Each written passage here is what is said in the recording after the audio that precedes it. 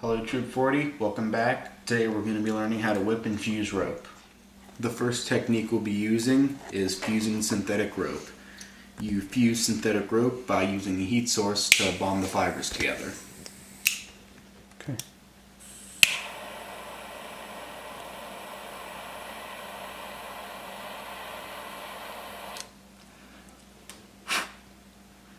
And this creates a permanent bond that prevents the rope from unraveling. Now we're going to be whipping a natural fiber rope. We're going to use this spar as a scale to more easily show you how to perform the whip. You're going to want to make a loop at the top of the rope and leave this end out. Then take this end of the rope and start frapping it.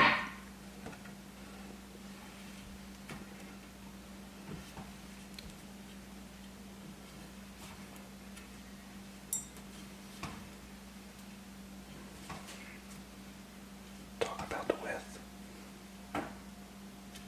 What? How wide does your whip need to be? As thick?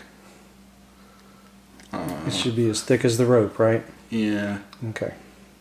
Keep going. Okay. To finish your whip, you want to take this rope through the loop, then take the other end down here and pull the loop until it's under your whipping.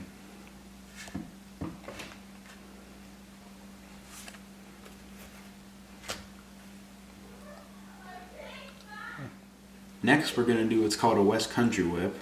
This is useful for whipping other ropes and for tying a wrap to your hiking stick.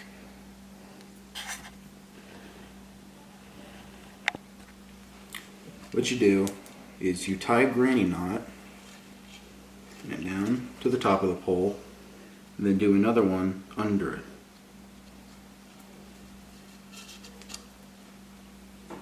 Another over top, and another below.